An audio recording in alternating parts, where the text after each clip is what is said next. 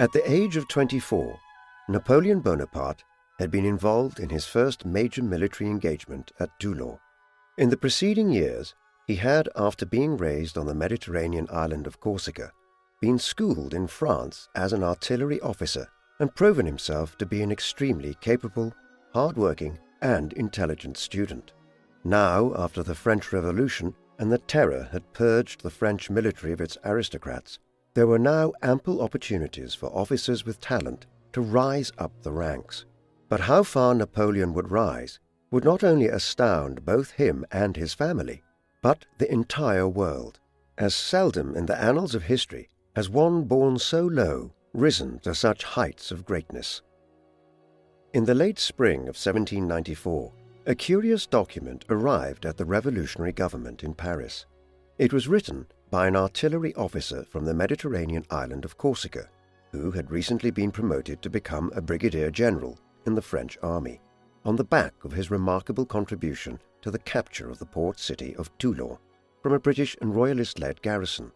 The author of the document was confident enough of his abilities to advise the Committee for Public Safety in Paris on how they should be conducting the war against Austria and other powers in Western and Central Europe. Here he made clear his view that although France was at war with most of the great and middling European powers, its foremost enemy on land was Austria. A great amount rested on defeating the Habsburg state, particularly in the Alpine region and further south into Italy, where Austria had been the most influential power for some time. If Austria were defeated, the intrepid author of the military memorandum suggested Italy would fall to the French. To this end, he suggested that the Army of the Alps and the Army of Italy should be joined together with the purpose of launching a major offensive against Austria through northern Italy. If needs be, any offensive maneuvers against Spain over the Pyrenees should be delayed in order to divert the necessary resources towards the Alps and northern Italy. The document came from Napoleon Bonaparte, who was still shy of his 25th birthday, but who had grand ambitions to play a major role in any such war in Italy against Austria. As we will see, it was here that the reputation which he had begun to build at the siege of Toulon in the autumn and early winter of 1793 was expanded to make him one of the most powerful figures in revolutionary France. Following the end of the siege of Toulon in December 1793, Napoleon had been dispatched into the Piedmont region, which straddles the border between France and Italy today. He spent much of 1794 here, involved in military operations against Austria and its allies in regions such as the Kingdom of Savoy and the various Italian republics and small states which made up the region north of the Papal State. His growing political position was emphasized in his close ties to Augustin Robespierre, the government attaché to the Army of Italy and brother of the leader of France in all but name, Maximilien Robespierre. On Augustin's command, Napoleon was involved in a diplomatic mission to the city of Genoa in the summer of 1794, the purpose of which was to try to draw Genoa, one of the few states in Western and Central Europe which had managed to remain largely unaligned in the War of the First Coalition, closer to France. Just weeks later, Napoleon's older brother Joseph married Julie Clary, the daughter of a deceased successful businessman. Julie brought a dowry of 400,000 francs to the marriage, a minor fortune which finally solved the Bonaparte family's financial woes, which had cast a shadow over Napoleon's life for the previous 10 years. Yet, events elsewhere threatened to scupper Napoleon's ascent to power even as it was just beginning.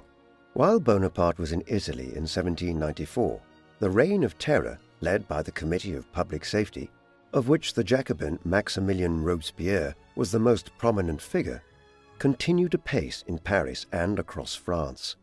Its remit was to root out any traces of anti-revolutionary sentiment and conspiracy across France, and it did so ruthlessly, arresting, trying, and killing over 16,000 people in the space of just over a year between the spring of 1793 and the summer of 1794. But by mid-1794, France had become tired of the excessive bloodshed and the monopolization of power by figures like Robespierre. A violent backlash ensued on the 27th of July, 1794, just days after Napoleon's journey to Genoa, when Robespierre was ousted from power and executed the following day in an event known as the Thermidorian Reaction, after the name of the month in the revolutionary calendar running from mid-July to mid-August. This signaled the end of the Reign of Terror and the decline in the influence of the Committee for Public Safety, while the Jacobin clubs were generally wound down across France and the revolution shifted towards a more conservative position. However, in the months that followed, many French people came to understand that they had simply swapped one form of state violence for another, as the conservative reaction to the more radical period of revolutionary zeal resulted in new violence known as the White Terror in the year following the Thermidorian Reaction. The Thermidorian Reaction could have proved fatal for Bonaparte.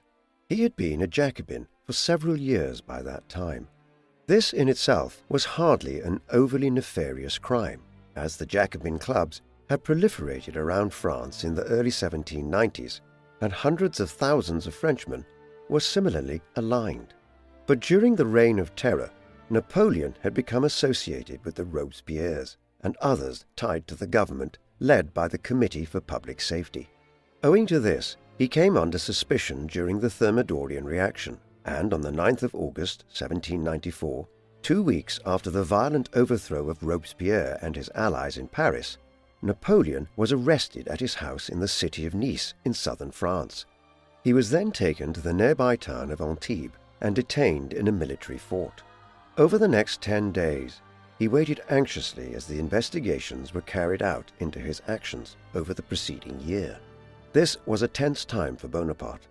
The guillotine had been resorted to for all manner of trivialities in France of late, and there was no guarantee that the young Corsican general even needed to be guilty of anything to lose his head. But fortunately, he kept it. On the 20th of August, his jailers gave him the news. He was free to go. Napoleon's actions over the next several months varied as he tried to settle into the new political dispensation. He championed numerous schemes at the time, one being to invade and reclaim his homeland of Corsica, which had come under British rule earlier that year. This eventually materialized into an expedition in March 1795, led by Bonaparte, but the sizable fleet of 15 ships and 17,000 men was scattered by the British shortly after it left Marseille. Thereafter, he failed to find a significant posting, notably within the Army of Italy, which Napoleon viewed as the most important theatre of the war. This was in large part owing to his spreading reputation as an individual who was not simply a military commander, but someone with vaulting political ambitions. Unable to acquire a position, he headed for Paris, where he established himself in the early summer of 1795. Here, he would spend many months trying to acquire a position which he deemed sufficient for his ambitions, but with his reputation damaged by his associations with the Jacobin extremists, who had fallen from power as a result of the Thermidorian Reaction, this proved an almost impossible task. One possible posting for Napoleon in 1795 was to be sent to aid in the suppression of the last major rebellion within French territory in the west of the country. The Vendée region in western France to the south of Brittany and north of Bordeaux, and the Gironde, had been a hotbed of counter-revolutionary zeal since the early 1790s, with elements there favoring the Royalist and Roman Catholic cause.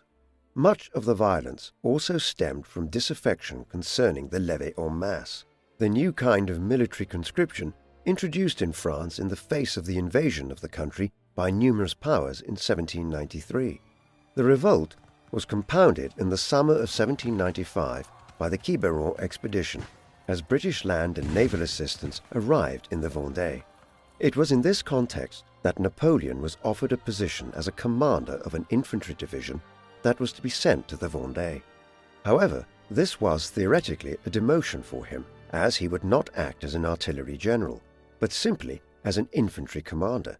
Therefore, he was adamant that he would not accept the position and feigned sickness, a decision which caused some consternation when his superiors were reluctant to believe him. In the interim, he considered various peculiar alternatives to life in the French army.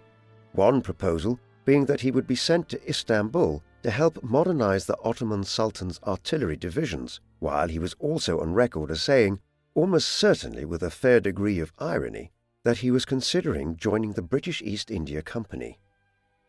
1795 was also a momentous year in the War of the First Coalition, the war which had been raging across Western and Central Europe since 1792, as a major alliance of Europe's powers, including Austria, Prussia, Britain, the Dutch Republic, Spain, Portugal, and several smaller states in Italy and elsewhere, sought to crush the French Revolution.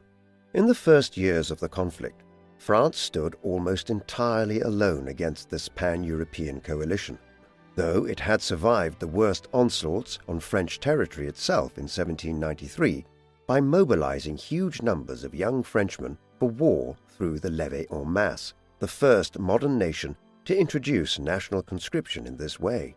Accordingly, by the end of 1794, the French were not only beginning to press into the Piedmont and northern Italy where Napoleon had been involved, but had also pushed the armies of Prussia and Austria out of eastern and northern France, and were making steady strides northwards in the Austrian Netherlands, in what is now Belgium, while in the south, French forces had crossed the Pyrenees to strike at Spain in Catalonia and Navarre. 1795 brought unprecedented success for the revolutionary government. Early that year, they began an assault on the Dutch Republic. A blistering campaign in late January saw the towns of Breda, Dordrecht, and Utrecht fall to the French army. At the same time, revolutionary elements within Dutch society, who had been unhappy for many years with the country's decline as a European power throughout the 18th century, seized control of Amsterdam on the 18th of January. That very day, the most powerful figure in the Republic, the stadtholder, William V of Orange, fled from the country. The Dutch revolutionaries now proclaimed a Batavian Republic, named after the Batavi tribe which had inhabited the region in Roman times. They quickly allied with the French revolutionary government, and in the days that followed, much of the rest of the Netherlands came under the control of the Batavian Republic. By the late spring, the Austrian Netherlands were completely under French occupation, and the new Batavian Republic was a firm ally of Paris, while revolutionary armies, which had begun to penetrate into Prussia's territories in western Germany, consolidated their control over the west bank of the River Rhine that spring.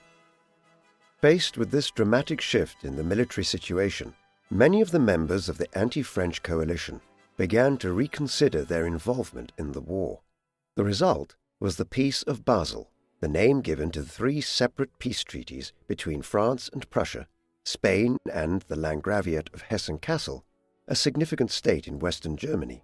Under its terms, Prussia agreed to make peace by ceding its territories on the west bank of the River Rhine in return for France relinquishing control of lands on the eastern side of the river, which it had occupied. Hessen-Kassel agreed to leave the war, making Austria's continued fight against France more difficult in the process, while Spain ceded its territories on the Caribbean island of Hispaniola to the French in return for the French withdrawing from northern Spain.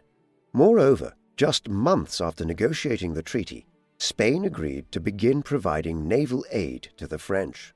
As such, while the revolutionary government still faced a strong alliance led by Britain and Austria, by the autumn of 1795, Prussia and Spain had been knocked out of the War of the First Coalition, and the Dutch Republic had been transformed from an adversary into an ally.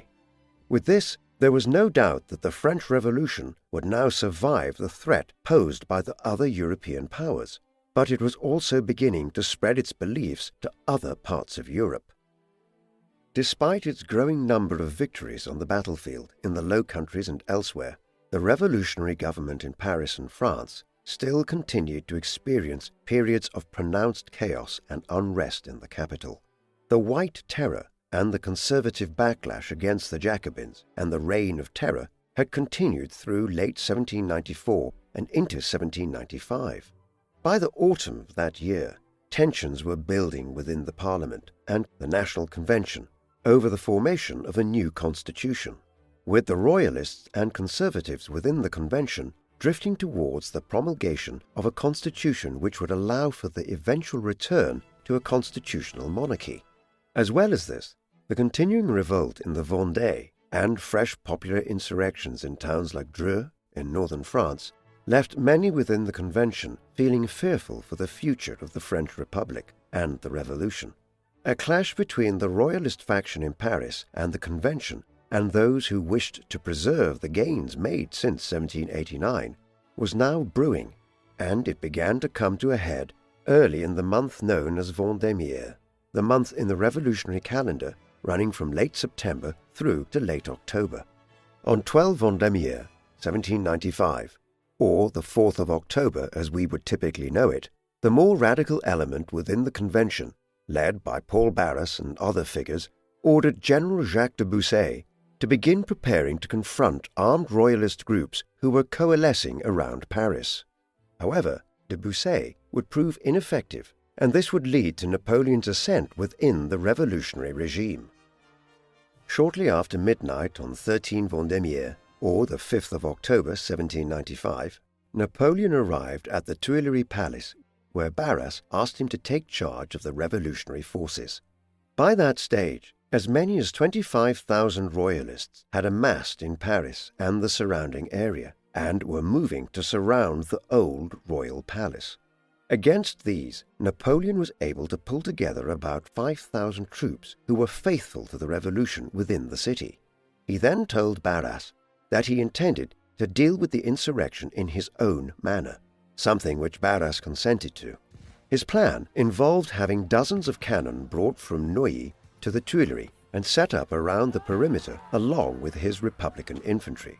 Then, at dawn, when the Royalists began to move forward to seize the Tuileries and power in Paris, Napoleon ordered his soldiers to open fire.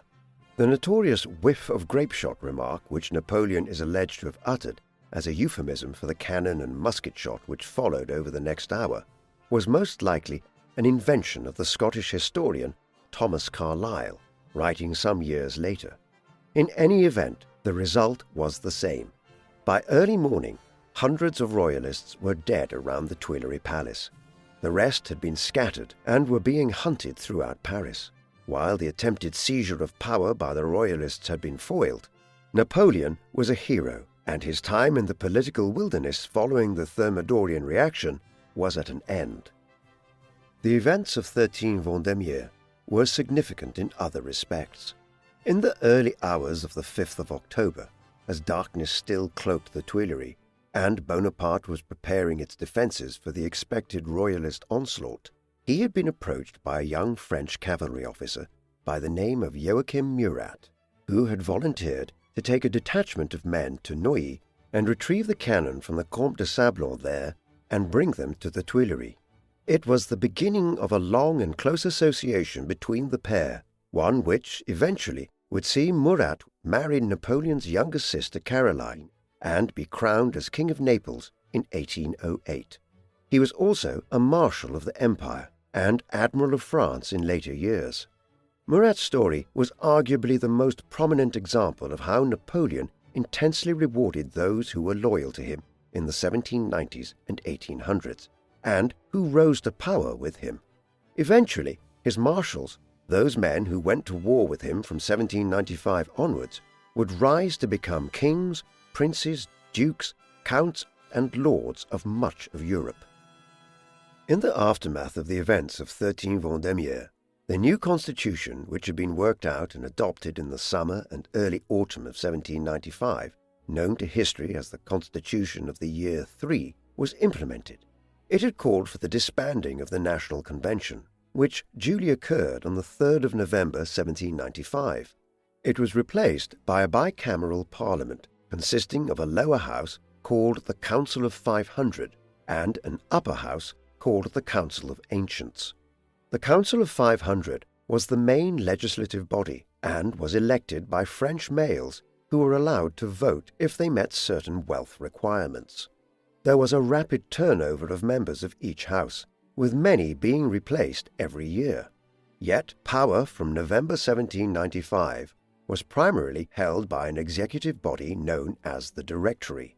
The members of this five-man council were chosen by the Council of Ancients from a list of names which were presented to them by the Council of 500. Therefore, the membership of the Directory was theoretically controlled by the parliamentary houses. But once they were installed, the directors exercised huge power. The Directory would govern France for the next 4 years, until the early winter of 1799. Napoleon's continued rise under the Directory was assured by the fact that Paul Barras, the revolutionary who had sought out his assistance on 13 Vendémiaire, was the only continuous member of the Directory across those 4 years. The weeks after 13 Vendémiaire saw Napoleon's love life shifting rapidly.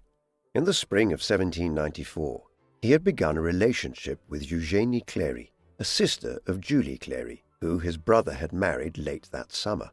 Napoleon's courtship of Eugénie had continued into 1795, but she had largely remained in the south of France where she hailed from, and the long-distance nature of the relationship had led Napoleon to compose Clisson et Eugénie, a romantic novella, while they were apart. The subject of it was the doomed nature of a relationship between the main character, a French soldier, and his lover. Life imitated art, and Napoleon's relationship with Eugénie collapsed during the course of 1795. Instead, he began seeing Josephine Beauharnais, the daughter of a wealthy French sugarcane farmer who had owned a plantation on the island of Martinique in the Caribbean. Josephine, who at 32 years of age in 1795 was 6 years older than Napoleon, had previously been married to Alexandre de Beauharnais before he was executed towards the end of the Reign of Terror.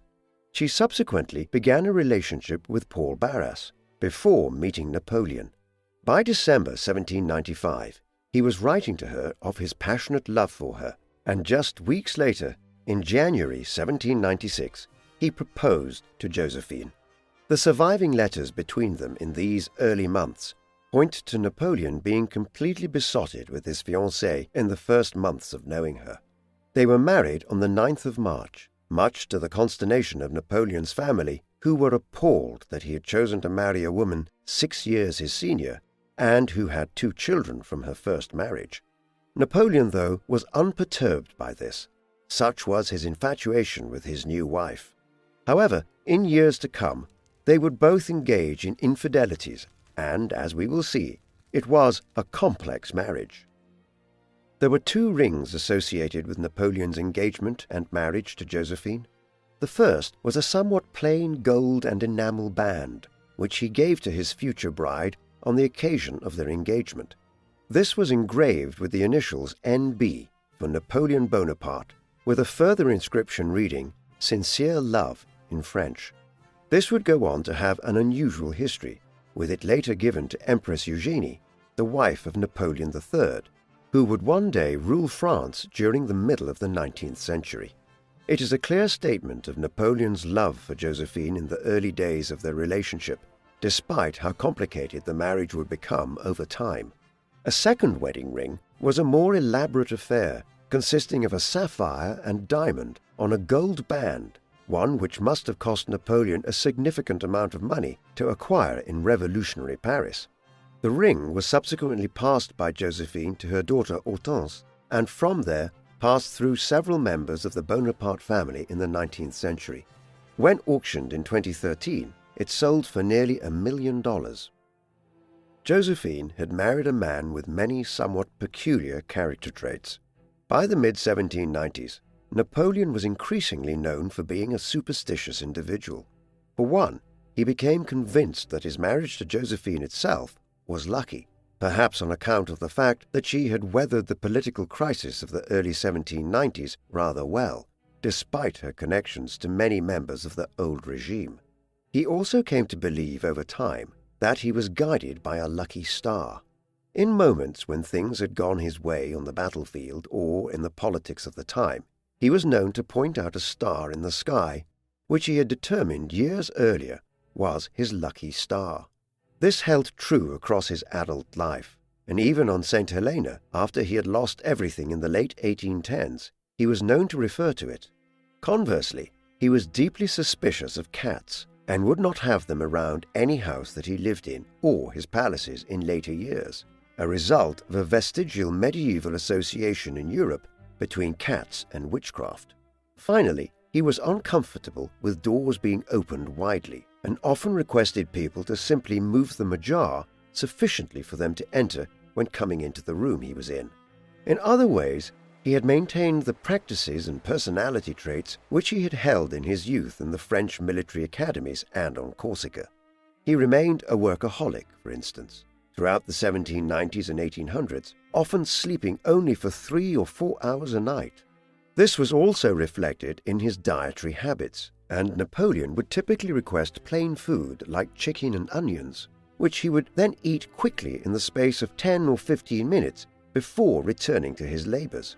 One of his few indulgences was long baths, which eased the pain he experienced regularly from both the skin infection he had picked up at the siege of Toulon back in 1793 and a case of hemorrhoids. While his whirlwind courting of Josephine was occurring, Napoleon was also laying the seeds of his next ascent within both the military and French politics. Prior to the Thermidorian reaction, Napoleon had developed ideas for how the military campaign in northern Italy should be carried out. These were ignored in the months that followed, as he found himself cast adrift politically from mid-1794 onwards. But his role in foiling the attempted royalist coup d'etat on 13 Vendémiaire had seen Bonaparte's star rise again.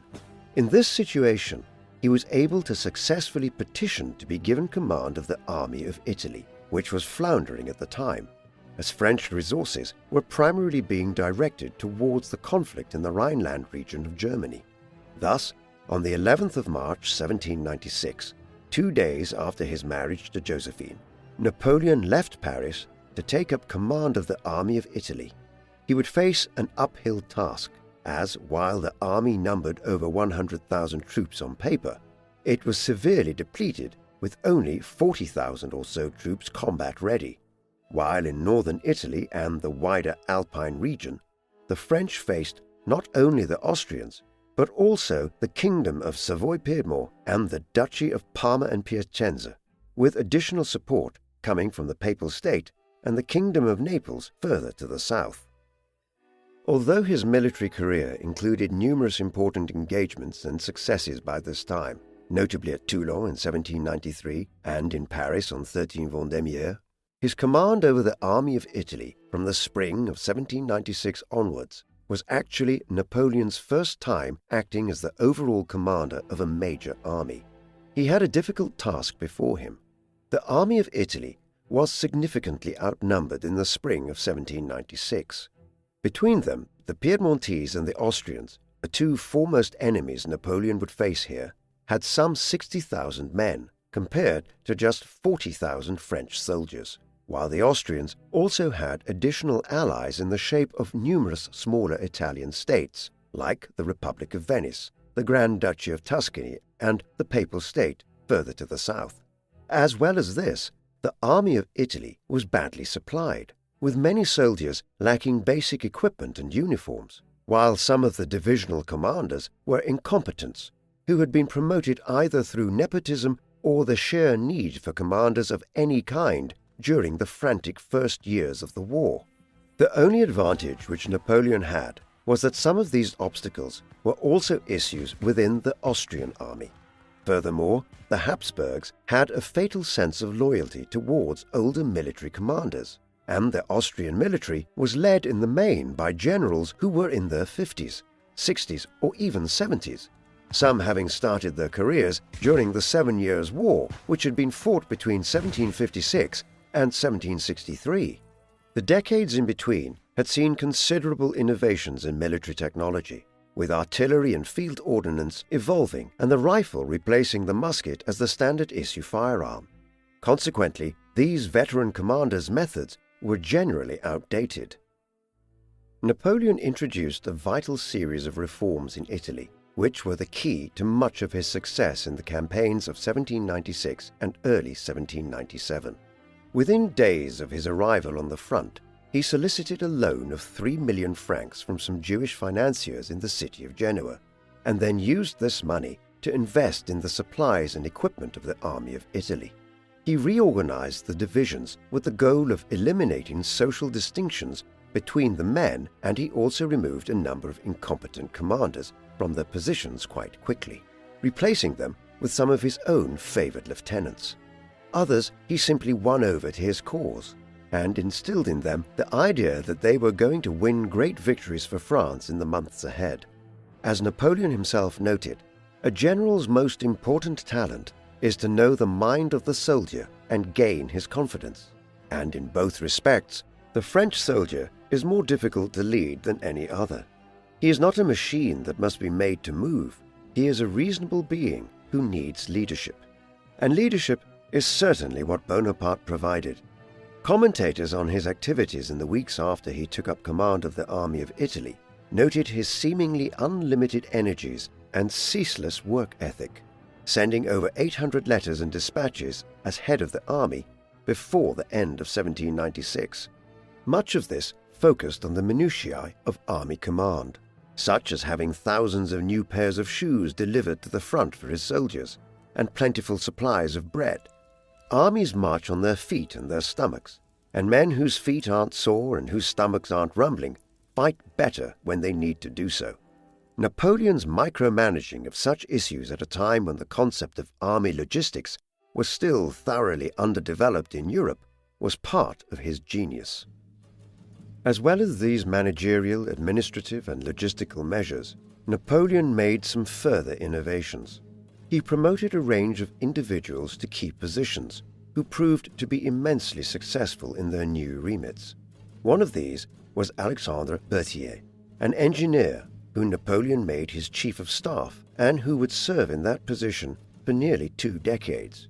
Joachim Murat had also accompanied Bonaparte to Italy as his aide-de-camp. Within a short period of time, he had been promoted to oversee the cavalry detachments of the army of Italy. In the coming months, his units were of significance as Napoleon relied on speed to defeat the numerically superior Austrians, eagerly ranging around northern Italy, often engaging the enemy multiple times per month in major clashes and darting between towns and cities. Part of the reason why he was able to do this was that Napoleon took the decision to act with a far greater degree of independence from Paris than was typical of a general at the time. Instead of delaying his actions on the battlefield by sending messengers back to the central government to decide on one approach or another, Bonaparte acted as though he was the supreme commander in Italy, both in terms of the military situation and eventually in negotiating peace terms with the smaller Italian states, in the process isolating Austria and facilitating his ultimate victory over the enemy. Not everyone within the Directory government was happy with the independent streak of General Bonaparte, but few could argue with the results in the months that followed. Napoleon's first task when he arrived in southeastern France was to tackle the Kingdom of Savoy-Piedmont, which controlled the border regions around what is now the Franco-Italian border.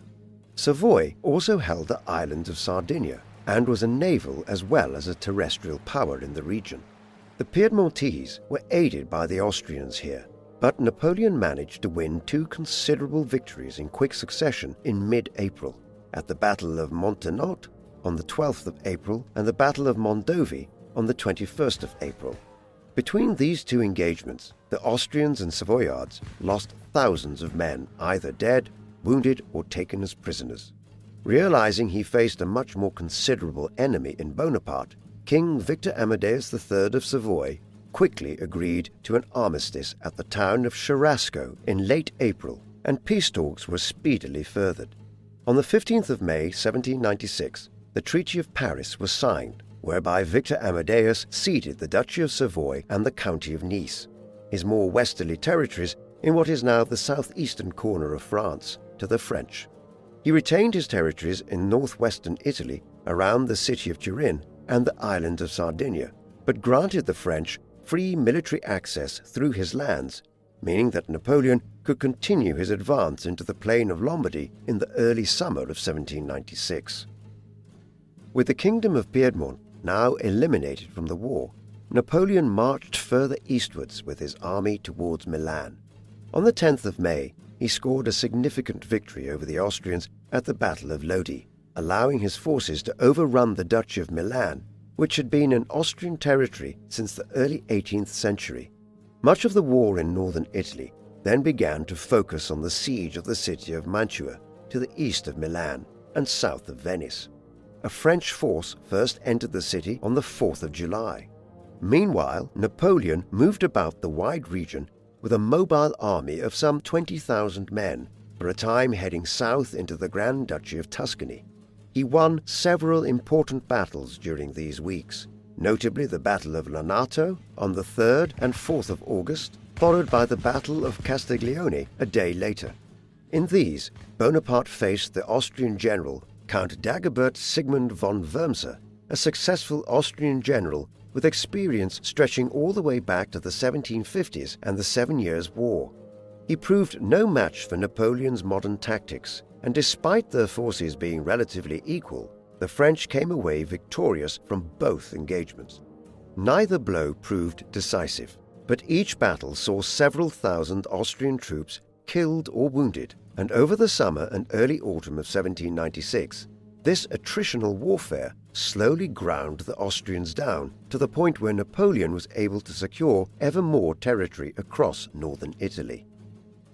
This pattern of regular engagements, which failed to result in a complete French victory, but which wore down the Austrians and reduced their numerical superiority, continued into the autumn.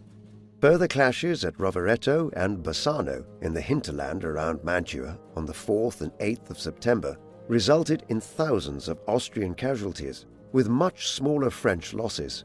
What was more, with the defeat at Bassano, Wurmser had little option but to withdraw his remaining troops inside the walls of Mantua, where an outbreak of malaria and shortage of supplies were already devastating the Austrian garrison. A minor setback occurred for Bonaparte when his forces were marginally defeated by an Austrian army under Joseph Alvinci at Arcole, near Verona, in mid-November. But the decisive blow was struck at the Battle of Rivoli in January 1797. Here, in what was his greatest military victory to date, Bonaparte's forces staved off a numerically superior army led by Alvinci as it tried to relieve the siege of Mantua. What was more, after the initial fighting, the French pursuit of the broken Austrian lines resulted in the capture of over 10,000 Austrians. With defeat at Rivoli, Wurmser, who had been overseeing the defense of Mantua since withdrawing his own forces into the city the previous autumn, realized the Austrian situation was hopeless. On the 2nd of February 1797, he surrendered the city to Bonaparte. Napoleon was now master of northern Italy. With victory over the Austrians at Mantua and the surrounding area, Napoleon was fully in control of the plain of Lombardy in northern Italy and southwards towards Modena. Now, in conjunction with the representatives of the Directory in France, he organized these into the Cisalpine Republic, a sister republic of France which was organized as a vassal state along similar lines to the Batavian Republic in the Low Countries. This was to consist of 11 departments, such as Milan, Modena, Reggio, Cremona, Bergamo, Pavia, Lodi, and Como, with the new republic's capital at Milan. Valtelline, south of the Alps, also seceded from the Swiss Confederation, which it had been part of since the late medieval period, paving the way for future conflict between the French and the Swiss. Throughout this process, Napoleon was central to organizing the new state and appointing a 5-man directory which was appointed to rule it, in imitation of the French government. However, Bonaparte did not stop there. Having defeated the Austrians in northern Italy, he now determined to press home the advantage he had gained and proceeded into the older territories of the Habsburgs, which up until the time he had taken control of the army of Italy had been perceived to not be threatened by any French force. First, he secured his southern flank by speedily leading an army south to Rome in mid-February and forcing Pope Pius VI to accept peace terms, knocking yet another enemy of France's out of the war. He then turned back north, and in early March 1797 led the reinforced army of Italy northeast towards Austria. On the 16th of March, he won a minor engagement with the Austrians at the town of Valvasson. Far more conclusive was the Battle of Tavis in late March in the region which straddles the triple border between Italy, Austria and Slovenia today. Thousands of Austrian troops and gun carriages were lost or captured here, and Napoleon now rushed forward, seizing the town of Leoben, lying just 75 kilometers from Vienna in early April. It was at this juncture that an armistice was agreed between the French and the Austrians. With victory in northern Italy and the incursion into Austrian territory in the spring of 1797, the government of Emperor Francis II in Vienna realized that they had more to lose than gain by continuing the war against France. Peace negotiations were initiated as this reality dawned on the Austrians. These eventually concluded in the Treaty of Campo Formio, which was signed between the French and the Austrian governments on the 17th of October 1797. The treaty was a resounding victory for France against its most bitter enemy in the War of the First Coalition, which had been raging since 1792. Through it, the entirety of the Austrian Netherlands, a region corresponding to modern-day Belgium, Luxembourg, and some of the border regions of northeastern France, was ceded to the French. A dispensation which, along with the creation of the Batavian Republic as a vassal republic of France in 1795, and the annexation of Prussia's territory in western Germany, effectively left the French Republic in control of Europe west of the River Rhine. To compensate Vienna, the Republic of Venice, a maritime trading republic which had been in existence for over a millennium, was dismantled. Austria annexed the city itself, and most of its adjoining territories in northeast Italy and what is now Croatia. France took several of its island territories in the eastern Mediterranean, including Corfu and several of the Ionian Islands, while French control over much of northern Italy was acknowledged as the Austrians accepted the existence of the Cisalpine Republic. But dominance of the region was still contested, and this, along with the unresolved issues in Germany, ensured that peace between France and Austria would not last long. Victory in Italy saw Napoleon turning his attention to looting the country's vast historic, artistic, and cultural heritage. This was part of the French revolutionary government's wider program of cultural theft and reappropriation during the 1790s. This was viewed as justifiable, as the revolutionaries believed they were creating a new modern society, one in which Paris would become the center of intellectual and cultural endeavor, and in which organizations like the Commission des Sciences et des Arts, eventually established in 1798, though planned for some time prior to this, were best positioned to look after Europe's cultural heritage.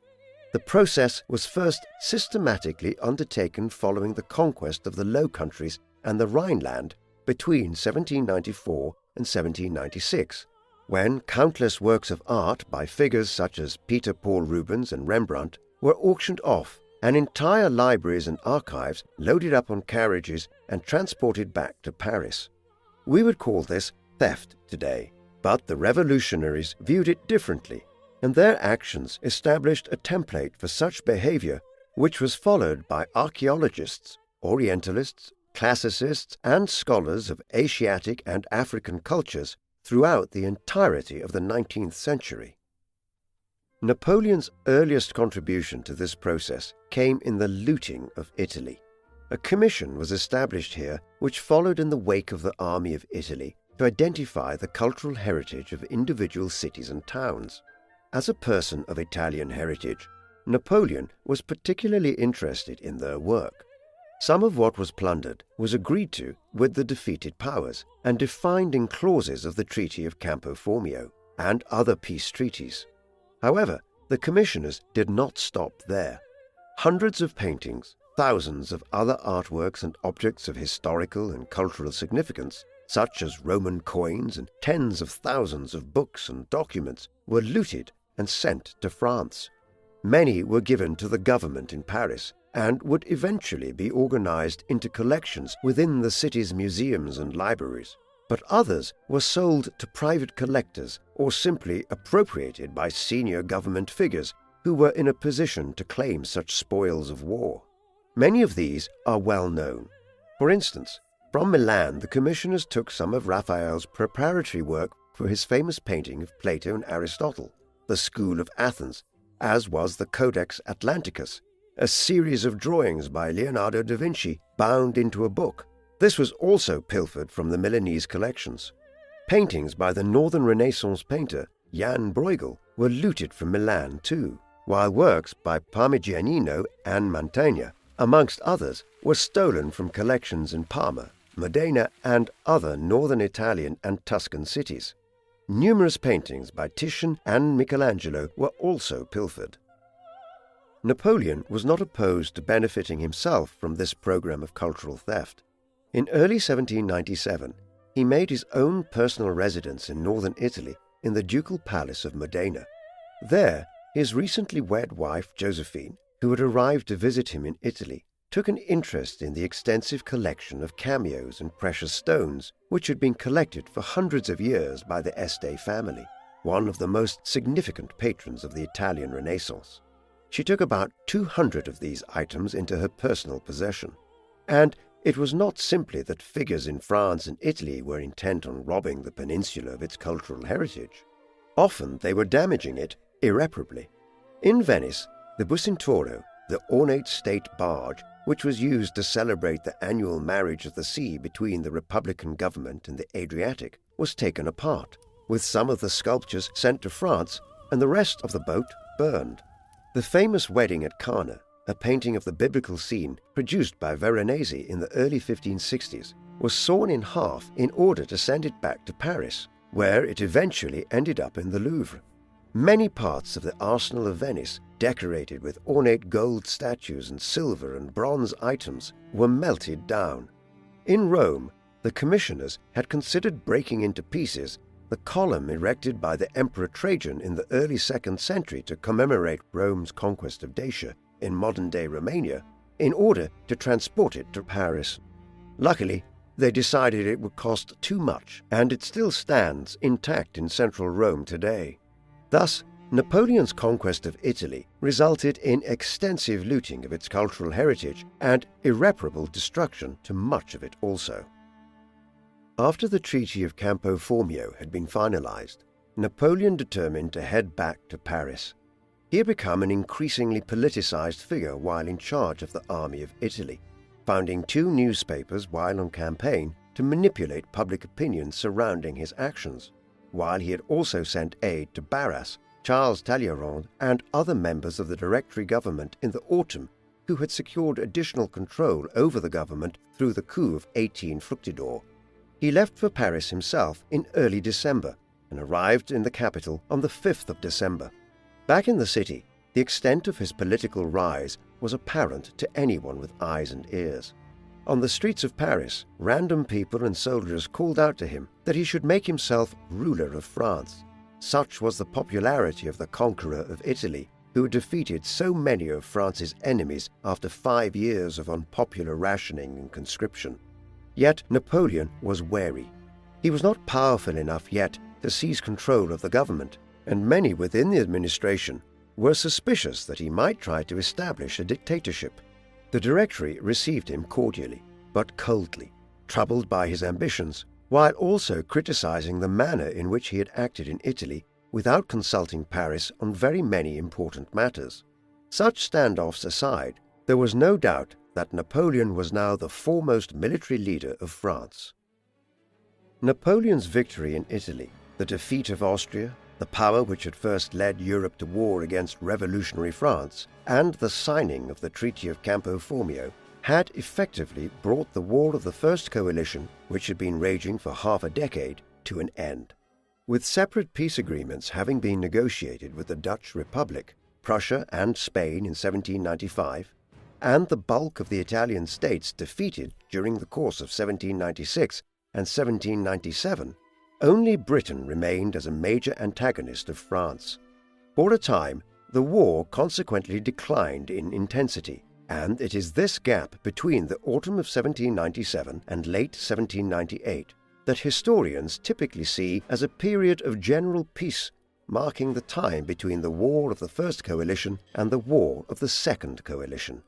Yet France was never reconciled with Britain, and even during this year-long period, fighting continued between the two nations, most notably in Ireland, where the Directory sent thousands of French troops in the autumn of 1798 to aid the United Irishmen in a revolt against English rule of the island, though one which was ultimately unsuccessful and quickly suppressed in October of that year. Plans were also being discussed in Paris throughout this period concerning a potential invasion of Britain itself. These would remain central to French strategic plans, and Napoleon would return in the 1800s to the idea of trying to conquer the old Anglo-Norman enemy across the English Channel. In late 1797, and even into 1798, there were still plans being considered to launch a major amphibious invasion of Britain, with Napoleon considered the best candidate to lead the expedition. Shortly after he returned to Paris from Italy, he met with an Irish rebel leader, Wolfe Tone, to consult about a possible invasion using Ireland as a base of operations. But this all changed in the early spring of 1798, as Bonaparte convinced the Directory of a new, enormously ambitious military endeavour, one which, if successful, would ensure Napoleon's legacy as a modern-day version of his hero, Alexander the Great. The plan was to lead a major naval expedition to Egypt, occupying the region and then using this as a springboard to a subsequent military campaign into Asia, with the ultimate goal of wresting control of India from Britain. The plan was not as implausible as it might seem. Though the British, through the East India Company, were the preeminent colonial power in India, France had long been a rival of Britain's there, and still had diplomatic ties to major Indian rulers such as Tipu, Sultan of Mysore, who wished to ally with the French against the British. In light of this, plans for a French occupation of Egypt to provide a route into the Red Sea and the Indian Ocean beyond had been under consideration by French governments since the 1770s. Now Napoleon aimed to make a reality of these ambitions. The view in Paris was that if Britain could be deprived of its Asiatic colonies, it would be crippled financially and would be no match for France in years to come. With this rationale in mind, the Directory acquiesced in Napoleon's ambitious plans early in 1798. By the late 1790s, Egypt had been controlled by the Ottoman Empire for over 2.5 centuries. The Ottoman Turks had once been one of the most formidable empires in the world, ruling over a vast area which included modern-day Turkey, the Balkans, North Africa, the Levant, much of the Middle East, and north into the Caucasus and the northern shores of the Black Sea. In 1683, Sultan Mehmed IV's armies had almost seized Vienna. But in the century that followed, the Ottoman Empire had stagnated and declined, whereas Europe had entered into a period of unprecedented scientific, technological, and military development. As a result, it was widely believed that Ottoman Egypt would not prove difficult to conquer, while it was hoped that a military conquest might not even prove necessary if popular support could be acquired and Napoleon was able to present himself as a liberator from Turkish oppression. Yet even if this proved possible, there was a significant threat posed by the British Royal Navy, which would do whatever it could to try to cut Napoleon's supply lines back to France in the Mediterranean Sea. It was in this context that Napoleon and the Directory government began creating early in 1798 the Armée d'Orient, or the Army of the Orient. In total, the expedition was to consist of 40,000 soldiers and roughly 10,000 mariners, along with several hundred transport ships carrying men, horses, and extensive supply trains. Secrecy in preparing the army and sending both men and supplies southwards to the port of Toulon, near Marseille, was paramount, as the Army of the Orient would only be guarded by about 24 battleships and frigates as it crossed the Mediterranean, and it was imperative that information about the expedition be kept from the British. Speed was also of the essence, and so the entire endeavour was prepared within weeks and Napoleon was ready to sail by mid-May 1798. He might have been ready to depart from France earlier, had fears of a renewed war with Austria not led to a delay. In Toulon, in early May, he met with the senior generals who would accompany him to Egypt, which included Louis-Alexandre Berthier, one of Napoleon's closest allies, who had been with him in Italy in 1796 and 1797, and Jean Lannes, a junior officer who had served with Napoleon in Italy and who Bonaparte now personally selected to accompany him to Egypt. Napoleon's growing nepotism was also evident, as his younger brother Louis accompanied the expedition as a lieutenant of the 4th Artillery Regiment. The Egyptian expedition sailed from Toulon on the 19th of May 1798. 2 days earlier, a French ship had been captured by Horatio Nelson, a rear admiral of the British Royal Navy in the Mediterranean, leading to details of Napoleon's goals being revealed. As a consequence, the expedition left southern France with Nelson beginning to scour the western Mediterranean for the French fleet, hoping to intercept it before it reached Egypt. Having left Toulon, Napoleon's ships made a brief landing at Corsica, the first time Bonaparte had returned to his homeland in over 4.5 years. It was a fleeting visit, and the Armada left within days. From Corsica, they proceeded south and east. Nelson was focusing his attentions on the waters along the western coast of Italy, but Napoleon's fleet was steering a more westerly course towards Malta. They arrived on the island on the 9th of June, 1798. The Order of St. John, a medieval religious military order, had held the island since the first half of the 16th century, seeing off sieges by the Ottomans and other powers over the years behind their vast fortifications at Birgu and Valletta. But Napoleon's army and fleet proved one siege too many, and on the 11th of June, the island fell under French occupation. Not wishing to waste any further time while Nelson and the Royal Navy were in pursuit, Napoleon left Malta in mid-June and hurried across the Mediterranean. The expedition landed near Alexandria at the Nile Delta on the 1st of July, capturing the city the following day. In the days that followed, Napoleon and his sub-commanders began fanning out across the north of Egypt and preparing to make their descent southwards towards Cairo. All the while, proclamations were issued alerting the population that the French were there to liberate the country from Ottoman oppression and the rule of the Mamelukes, the powerful Muslim warrior aristocracy which had ruled Egypt since medieval times and which exercised a great degree of autonomy from the Sultan in Istanbul. These Mamelukes had largely allowed the French to seize the north of the country and were amassing further to the south around Cairo to resist Napoleon's army of the Orient there.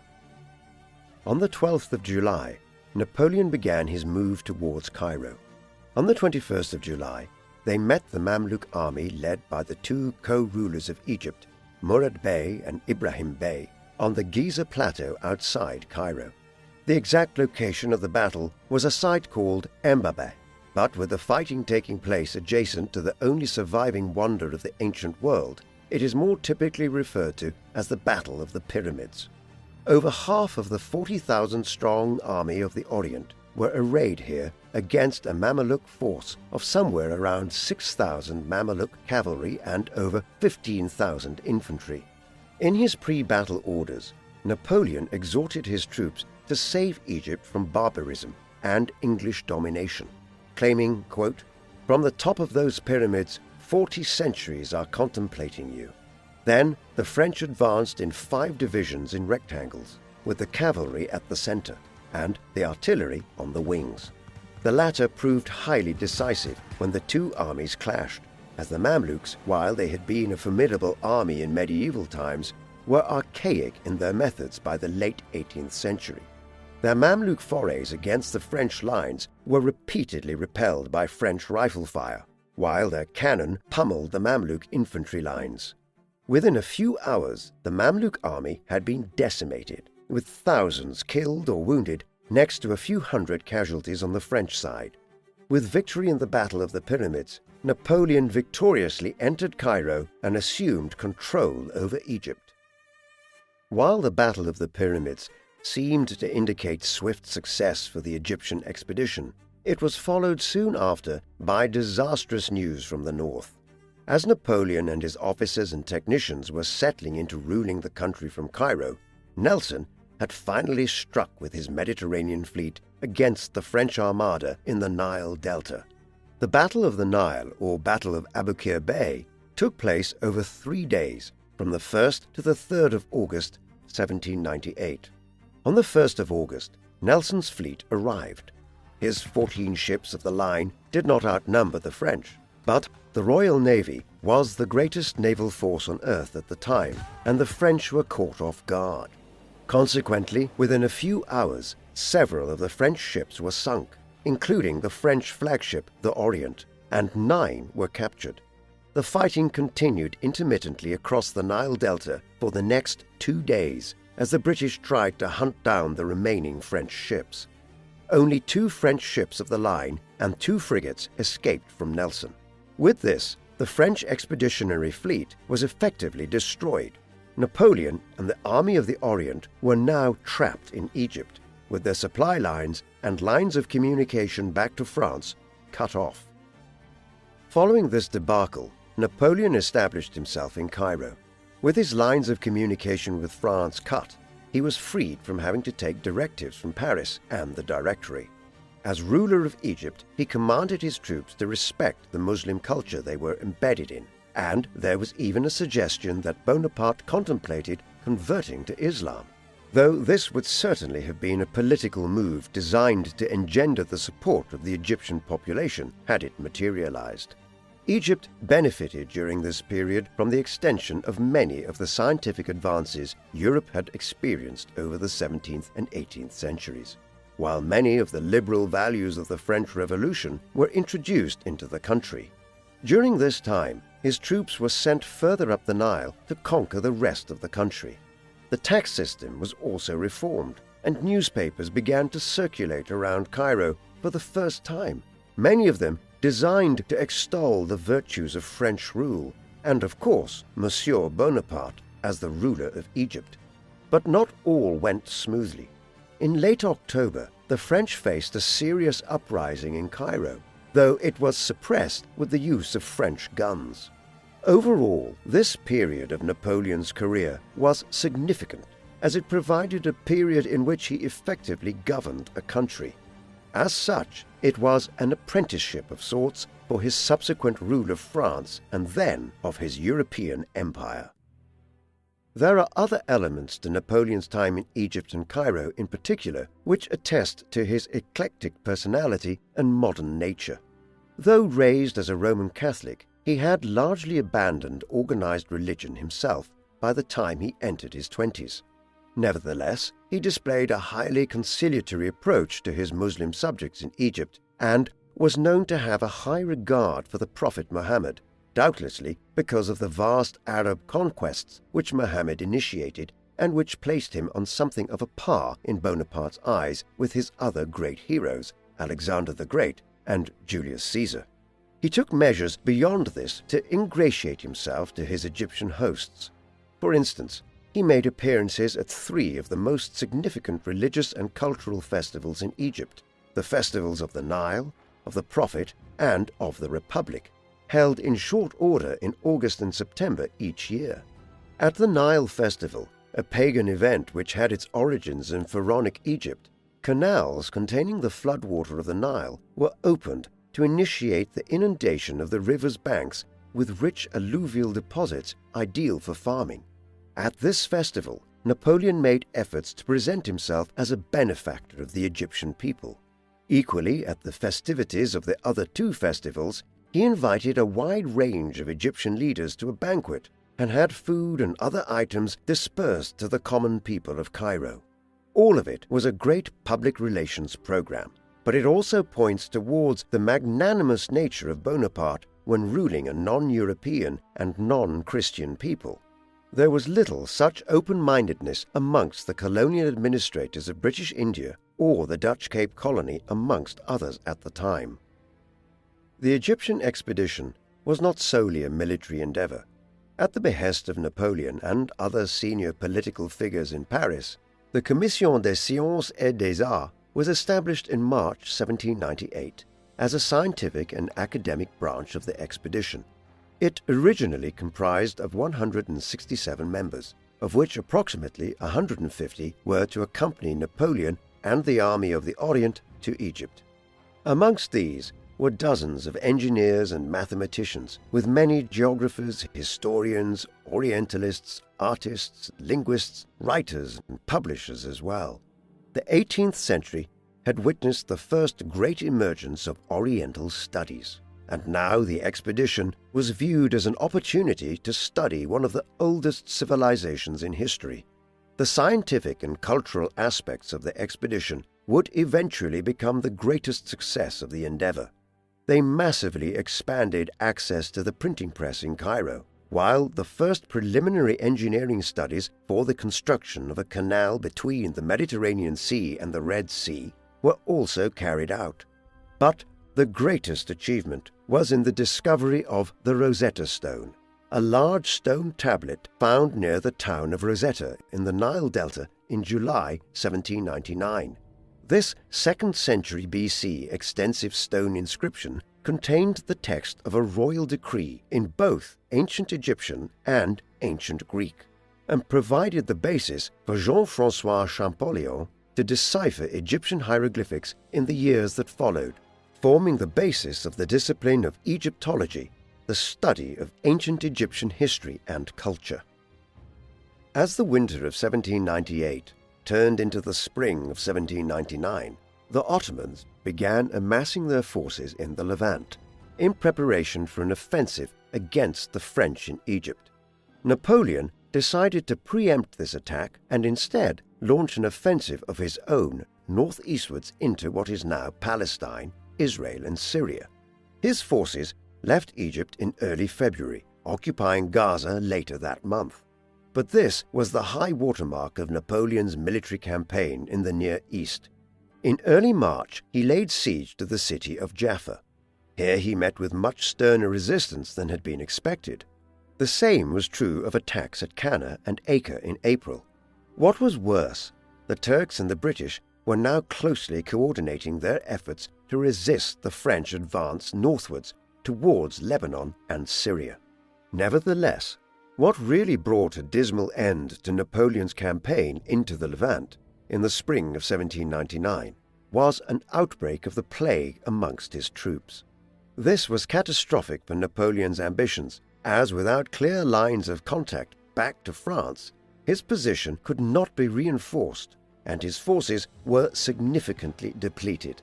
Hence, although he won a major victory over the Turks at the Battle of Mount Tabor on the 16th of April 1799, he had to abandon the siege of Acre in May and begin withdrawing his forces back to Egypt. Napoleon returned to Cairo in mid-June. By now, although his lines of communication with Western Europe were severely hindered, he was receiving news that France was back at war with the vast majority of the European powers. With the opportunity of a general needed in Europe and his Egyptian expedition having run into such trouble that it could never realistically achieve its goals of opening a French route to India through the Red Sea, he determined to return to France. This placed him in the thorny position of abandoning his post, as following the destruction of his warships at the Battle of the Nile, he could not return to Europe with the bulk of his army. Instead, he appointed General Jean-Baptiste Kléber to take charge of the remaining army of the Orient, which by the summer of 1799, owing to combat losses and the plague outbreak in the Levant, was reduced to under half its initial complement of 40,000 soldiers. Napoleon departed with a small fleet of 4 ships on the 23rd of August. In Egypt, the French presence was maintained for a year and a half longer, though Kléber was assassinated in the summer of 1800, highlighting how reviled the French had become in Egypt, and eventually, in the early 1800s, the Ottomans resumed control of the country. What remained of the Army of the Orient was repatriated to France. While Napoleon was in Egypt and the Levant, a new pan-European war had erupted. The War of the Second Coalition, as it is known, had commenced in the final weeks of 1798. France had never made peace with Britain after the War of the First Coalition, and it began to find new and old allies alike during the course of 1798, notably in Russia, which had remained aloof from the War of the First Coalition. However, Tsar Paul I had been perturbed by Napoleon's capture of Malta in the summer of 1798, Paul being the honorary head of the Order of St. John. Fears of French aggression had been further stoked in the spring of 1798, when the Swiss Confederacy was overrun by French troops and the Helvetic Republic was created as the latest sister republic of France, named like the Batavian Republic in the Low Countries after a tribe which had inhabited the Alps in Roman times. Meanwhile, Austria and several smaller Italian and German states were anxious to resume the conflict and recover lands lost in 1796 and 1797. Therefore, during the course of the second half of 1798, an alliance between Russia, Austria, Naples, and of course Britain began to emerge, while the Ottoman Empire was now opposed to France as well, following the invasion of its empire by Napoleon. For its part, France had ambitions of expanding further into Germany and Italy. It was allied with Spain when the War of the Second Coalition broke out in the final days of November 1798, while the Batavian Republic and several newly created Italian republics also joined the French alliance. Napoleon arrived back in Paris on the 16th of October 1799. He found the political situation much changed from what it had been when he left to take over command of the Army of the Orient in southern France a year and a half earlier.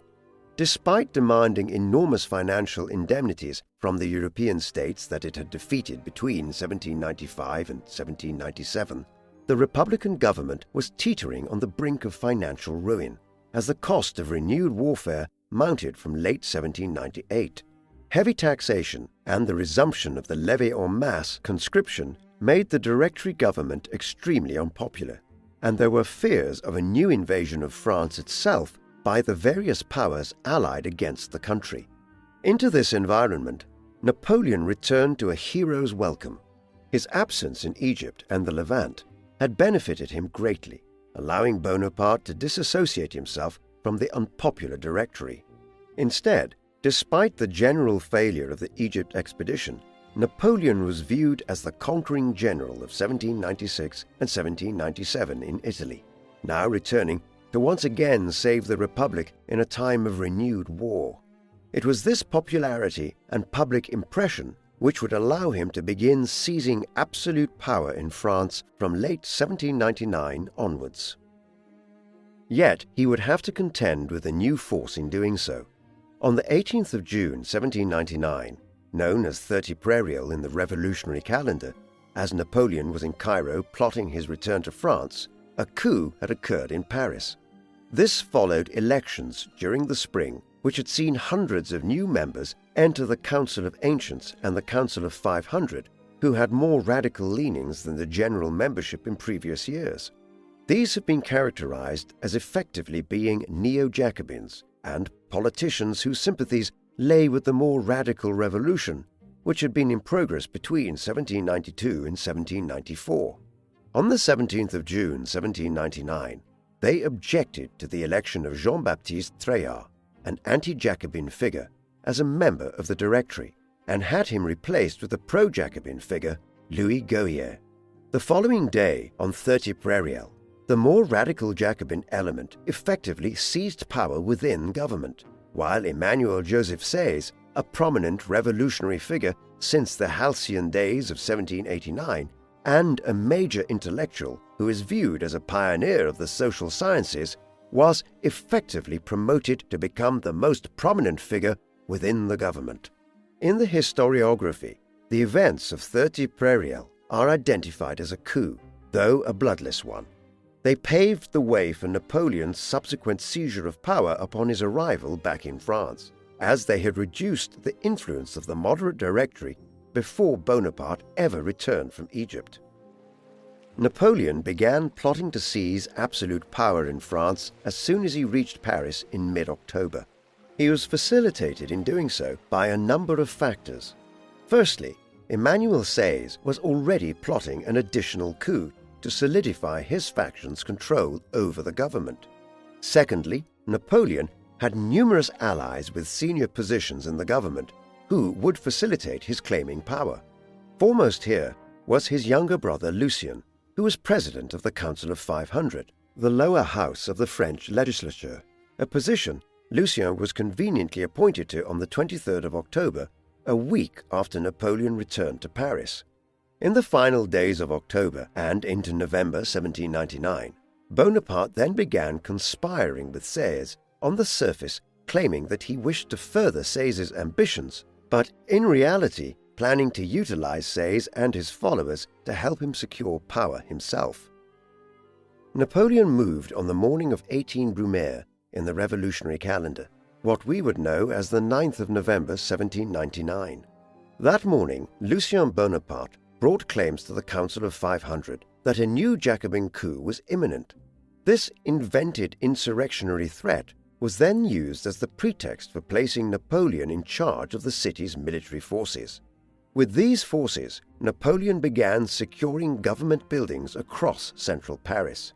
Simultaneously, several of the members of the Directory resigned, including Sées and the ever-present Paul Barras, who had called on Napoleon's aid to save the revolution from the very real royalist threat 4 years earlier on 13 Vendémiaire. With the resignation of several Directory members, that body could be said to have ceased to function, opening the way for Napoleon to step in as the executive power in the city. However, the Council of Ancients and the Council of 500 were not as easily swayed and refused to disband, meeting again the following day, 19 Brumaire. This was the moment for Lucien to once again play a major role.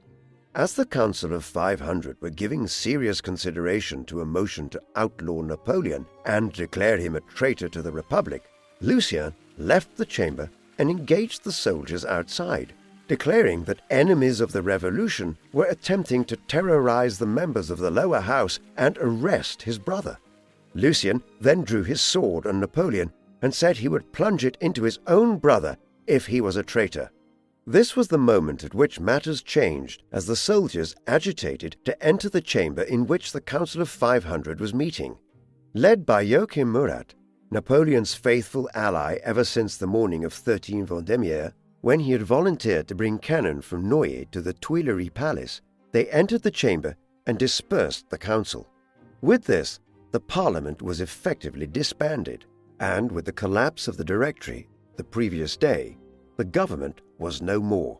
Napoleon had seized control of France in a bloodless coup. In the hours that followed, the plotters established 2 commissions which were charged with establishing a provisional government. These quickly determined that in the short run, France would be run by a consulate consisting of 3 powerful ministers. This was modelled on the triumvirates of the late Roman Republic, the first being one where Julius Caesar had shared power with Pompey the Great and Marcus Crassus, and the second triumvirate largely led by Octavian and Mark Antony, with Lepidus as a junior partner. It was surely not lost on many people, at a time when people knew their classical history far better than they do today, that the second triumvirate had ended with Octavian declaring himself to be Caesar Augustus and establishing the Roman Principate, which we now term the Roman Empire. In the hours after the consulate was established, Napoleon was declared to be the first consul, or head of the consulate, while Sées was appointed as second consul, and Roger Ducos, another former member of the Directory, as the third consul. Yet Napoleon had no intention of sharing power with Sées, who had plotted the coup with him from the beginning.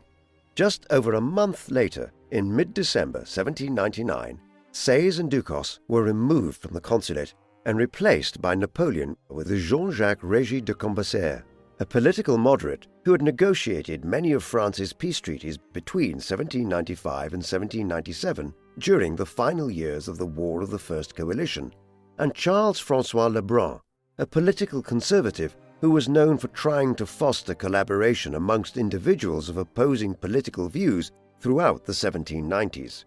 In choosing de Cambaceres and Lebrun, as the second and third consuls, Napoleon was putting in place individuals who could not possibly become rivals for power.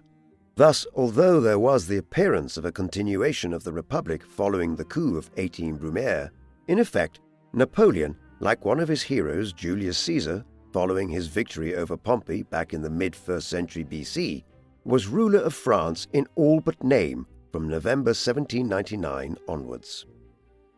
To better legitimize his seizure of power, Napoleon and his closest allies determined in the days following the coup of 18 Brumaire that a new constitution should be promulgated.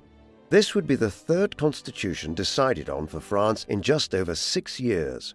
Although, unlike the constitutions created in 1793 and 1795, this was a short document, which was not really designed to revolutionize the French political system, but only to cement the new dispensation arrived at following the coup.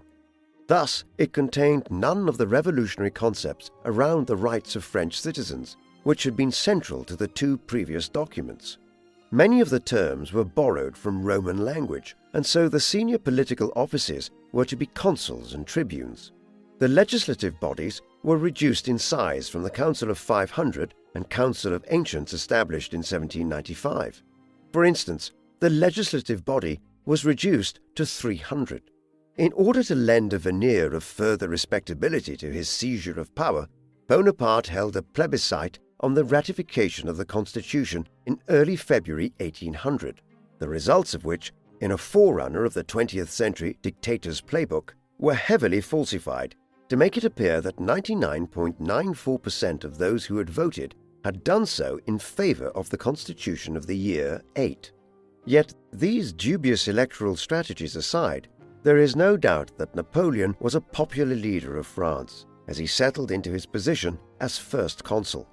Ludwig van Beethoven was a great admirer of his and dedicated his Third Symphony to the new leader of France, while some prominent British political figures, such as Charles James Fox, felt relatively positive about the possibility of peace in Europe after years of war, now that Bonaparte had seized power in Paris. While the coup of 18 Brumaire and the rubber stamping of the new consulate government through the creation of the new constitution had seemingly brought Napoleon to power in France, his position was still tenuous, at best, as 1800 began.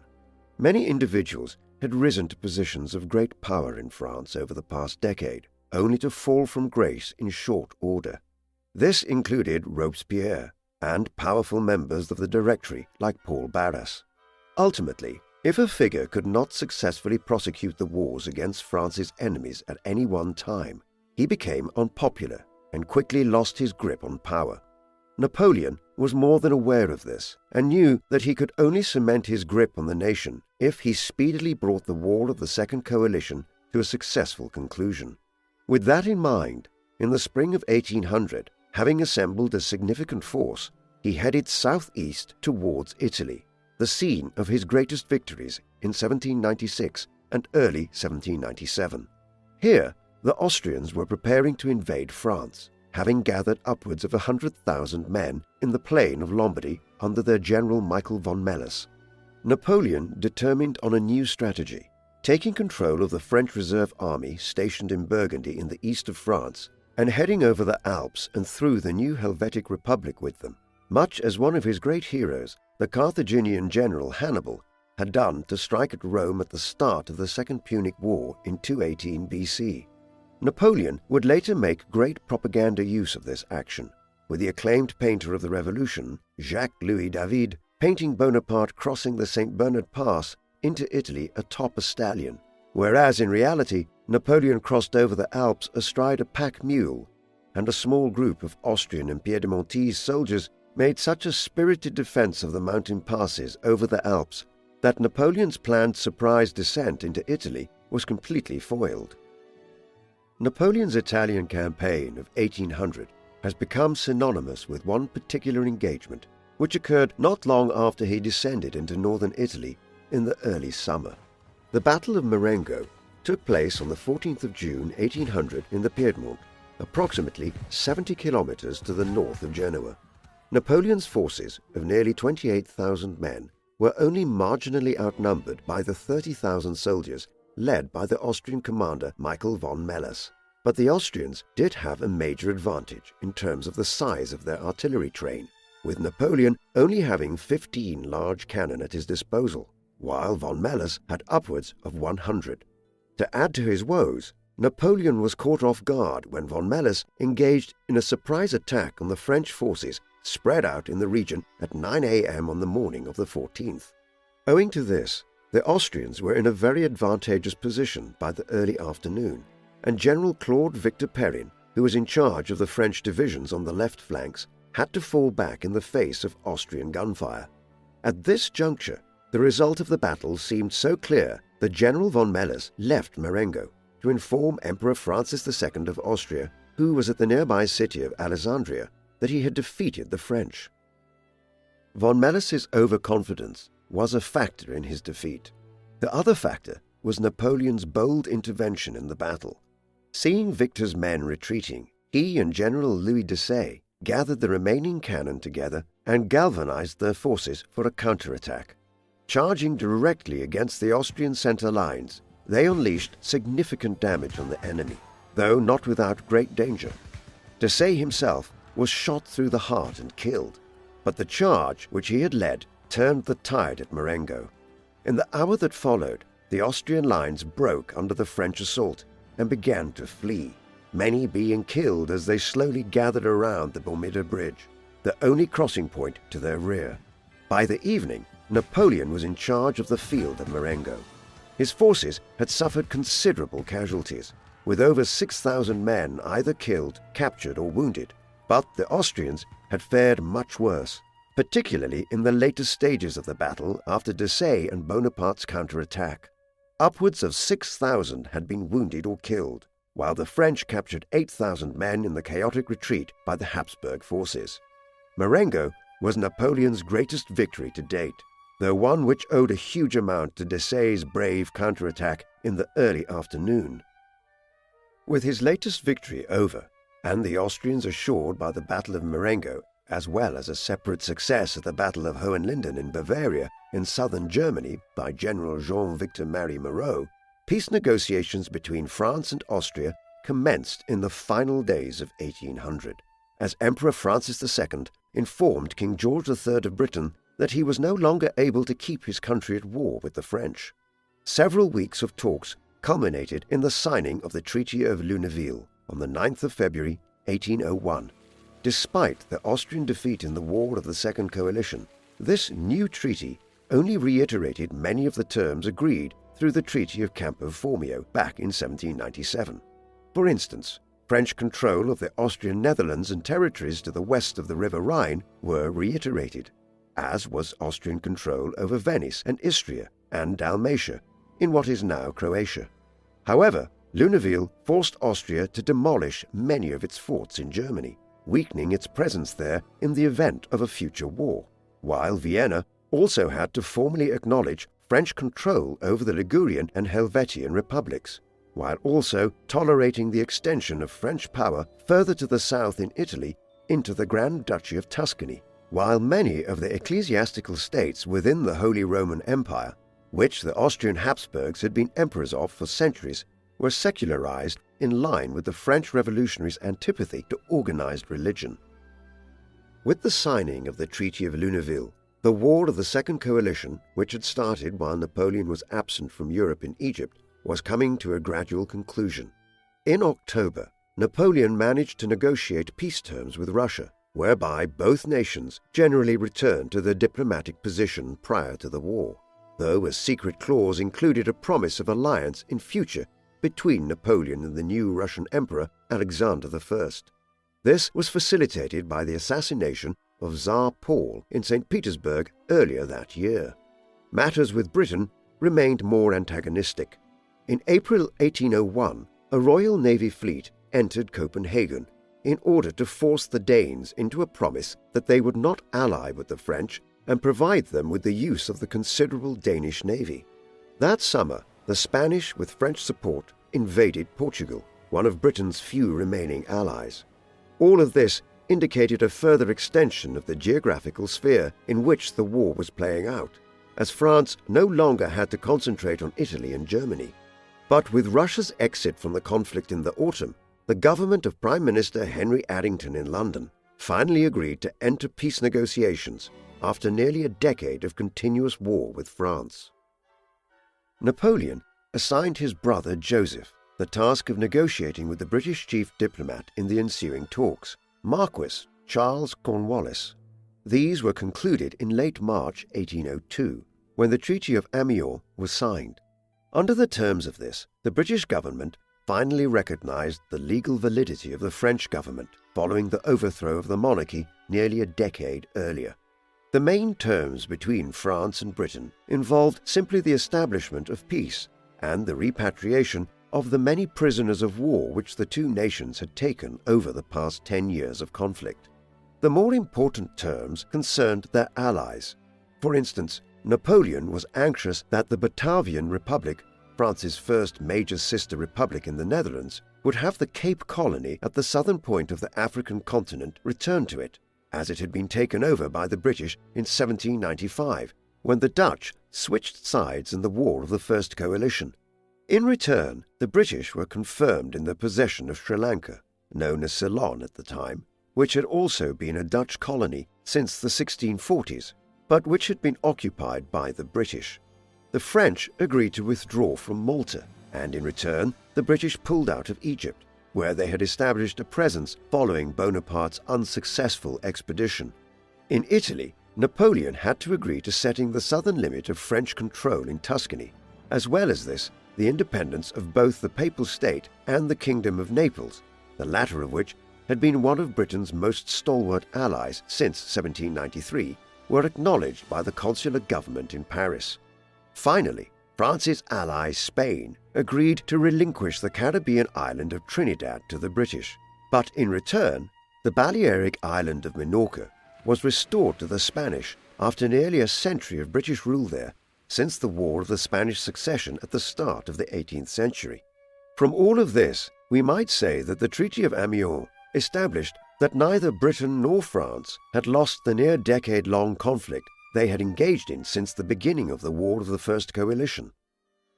With the end of the War of the Second Coalition and the peace terms he had secured with Austria and Britain, Napoleon's ascent to power in France was confirmed. It had been a tumultuous road he had travelled on in the 1790s.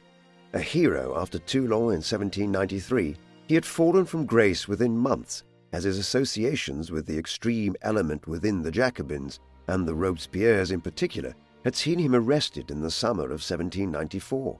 Unlike many others, he survived the purges of the White Terror, but his career was floundering throughout 1794 and 1795. That is, until the events of 13 Vendémiaire and the attempted royalist coup offered him the opportunity to prove his worth to the regime. Thereafter, under the new government of the Directory, he was given overall command of the Army of Italy. His military brilliance did the talking from there, as he defeated the Austrians and reduced much of northern Italy to French rule. Even a potentially fatal misstep in undertaking the Egyptian expedition in 1798 proved advantageous when it allowed him to distance himself from the Directory government, which became increasingly unpopular while he was absent from France. Consequently, Bonaparte was able to seize power in the coup of 18 Brumaire in November 1799. This grip on power, though, could have been ephemeral. After all, figures like Robespierre and Paul Barras had attained positions of immense power in revolutionary France, only to fall from grace when they could not stabilize the nation and achieve victory in France's wars. As such, it was only when he was able to instill confidence in his leadership by roundly defeating the Austrians at Marengo, and then bringing the War of the Second Coalition to an end with extensive French gains, that his position as leader of France was secured.